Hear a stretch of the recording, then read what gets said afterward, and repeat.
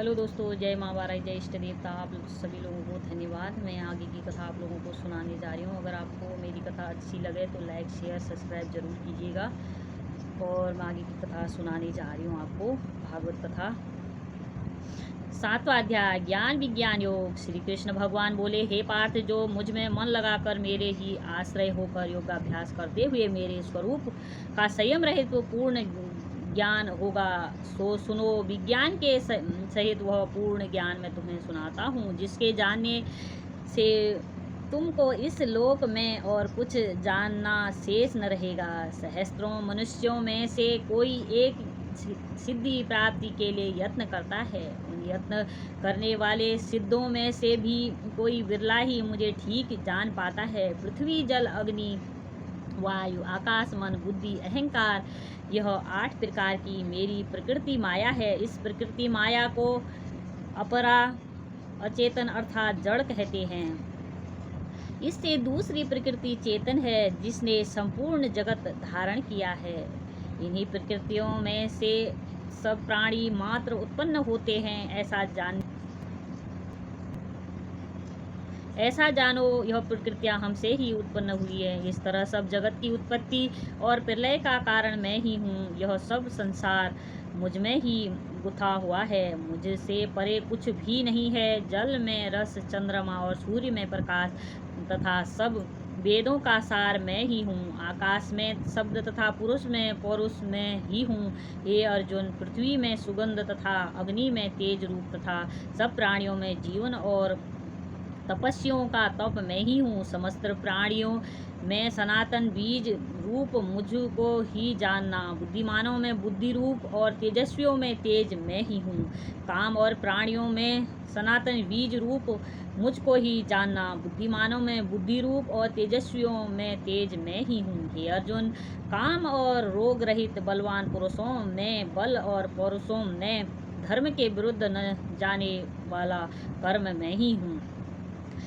पुरुषों में धर्म के विरुद्ध न जाने वाला कर्म मैं ही हूँ। जितने भी सात्विक, राजस, तामस पदार्थ हैं, वे सब मुझसे ही उत्पन्न हैं, परंतु उनमें मैं नहीं रहता हूँ। ये सब मुझ में हैं। सत्व, रज, तम, इन तीनों गुणों के प्रभाव से यह सारा जगत मोहित हो रहा है।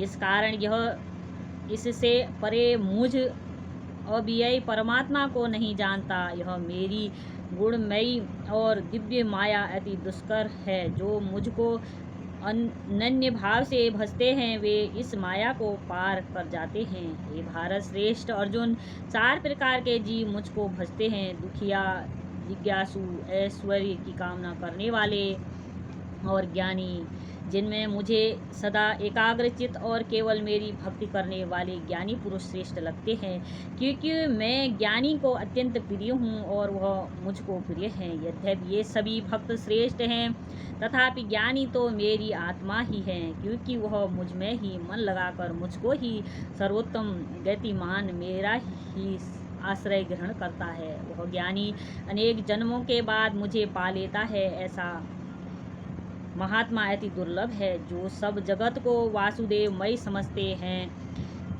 हे अर्जुन, जो भक्त श्रद्धा पूर्वक जिस जिस देवता का पूजन करना चाहते हैं, उन पुरुषों की उस श्रद्धा को मैं दृढ़ कर देता हूँ। यह उस श्रद्धा से युक्त होकर उस देवता की आराधना करता है, फिर उसको मेरे ही रचे हुए काम फल प्राप्त होते हैं, परंतु उन अल्प बुद्धि वालों का फल नाशवान है।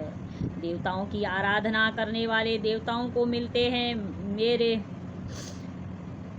स्वरूप को न जानकर मंद बुद्धि लोग मुझे अव्यक्त को व्यक्त देहधारी मानते हैं। मैं योग माया से आच्छादित होने के कारण सबको नहीं दिखता हूँ। उसी से मूढ़ लोग अनादि तथा अविनाशी मुझको नहीं जानते हैं। हे अर्जुन, मैं भूत, भविष्य और वर्तमान के सभी प्राणियों को जानता हूँ, पर मुझे कोई भी नहीं जानता।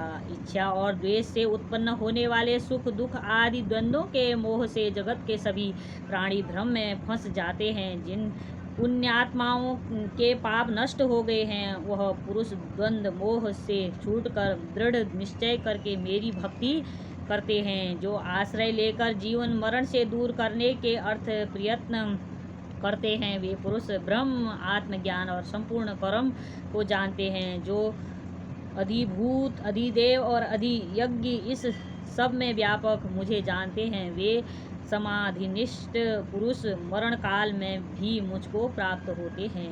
8वां अध्याय अक्षर ब्रह्म योग। अर्जुन ने कहा, हे पुरुषोत्तम, वह ब्रह्म क्या है?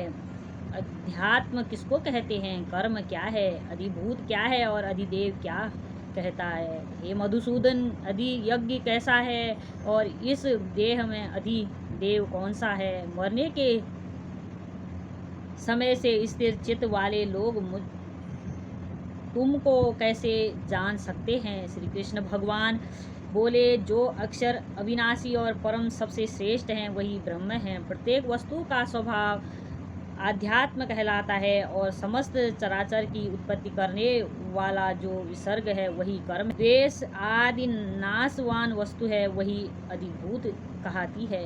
विश्वरूप जो विराट पुरुष है वही अधिदेव है। और हे पुरुषों में श्रेष्ठ, इस देह में मैं ही अधियज्ञ हूँ। जो अनंत काल में मेरा ध्यान करता हुआ शरीर त्याग करता है वह निसंदेह मेरे शरीर को पाता है। कुंती पुत्र, अंत समय में मनुष्य जिस वस्तु का स्मरण करता हुआ शरीर त्यागता है वह उसी को पाता है। इस कारण सदैव मुझ ही में मन और बुद्धि को लगाकर मेरा ही स्मरण करते हुए संग्राम करो। तुम निसंदेह मुझको उस इंद्रियों द्वारों को रोककर मन को हृदय धारण कर प्राणों को मस्तक में ले जाकर समाधि योग में स्थिर इस ओम अक्षर का उच्चारण करता हुआ जो देह को त्यागता है उसे मोक्ष रूप उत्तम गति प्राप्त होती है। हे पार्थ, मुझ में ही मन लगाकर नित्य प्रति जो मेरा स्मरण करते हैं उन सदैव स्मरण करने वाले योगियों को मैं बहुत सुलभ रीति से प्राप्त हो जाता हूँ। मुझको प्राप्त होने पर सिद्धि को प्राप्त करने वाले महात्मा गण फिर यह जन्म नहीं धारण करते। हे अर्जुन, ब्रह्मलोक प्रयत्न जितने लोक हैं वहाँ से लौटना पड़ता है, परंतु मुझ में मिलने से फिर जन्म नहीं होता। हजारों महायुगों की एक रात माँ की होती है। जो इन बातों को जानते हैं वे सब ज्ञाता हैं। ब्रह्मा का दिन होने पर अव्यय से सब व्यक्तियों का उदय होता है और रात को उसी में एक हो जाता है। हे पार्थ, समस्त चराचर की वस्तुओं का यह समुदाय दिन में बार बार उत्पन्न होकर रात्रि के आगमन में लीन हो जाता है। इस अव्यक्त से परे दूसरा सनातन अव्यक्त है जो इन सबके नष्ट होने पर भी कभी नष्ट नहीं होता। उस अव्यक्त को ही अक्षर कहते हैं। वही परम गति है जिसको प्राप्त संसार में नहीं जन्मते। वह मेरा परम धाम है। हे पार्थ, जिसके अंतर्गत सब प्राणी हैं और जिसने समस्त जगत का विस्तार कर रखा है वह श्रेष्ठ पुरुष अनन्य भक्ति से ही मिलता है। हे भारत, जिस काल में योगी जन देह छोड़कर फिर नहीं लौटते हैं और जिस काल में लौट आते हैं वह समय बतलाता हूँ। अग्नि प्रकाश और दिन तथा शुक्ल पक्ष ऐसे ही उत्तरायण के 6 महीने में मृत्यु को प्राप्त हुए ब्रह्मादि को प्राप्त होते हैं। धूम्र रात कृष्ण पक्ष दक्षिणायन के 6 महीने इनके मध्य गमन करने वाले चंद्रमा की ज्योति को पहुँचते हैं और लौट आते हैं। संसार को नित्य चलाने वाली शुक्ल और कृष्ण नाम की 2 गतियाँ हैं। एक से आने पर लौटना पड़ता है और दूसरी पर फिर लौटना नहीं होता। हे पार्थ, योगी इन दोनों का तत्व जानता है, इसी से मोह में नहीं पड़ता। अतएव हे अर्जुन, तुम सदा योग युक्त हो। वेद, यज्ञ, तप और दान में जो पुण्य फल बतलाए हुए हैं, योग से उन सबको अधिक ऐश्वर्य प्राप्त होता है और सर्वोत्तम स्थान प्राप्त होता है। धन्यवाद।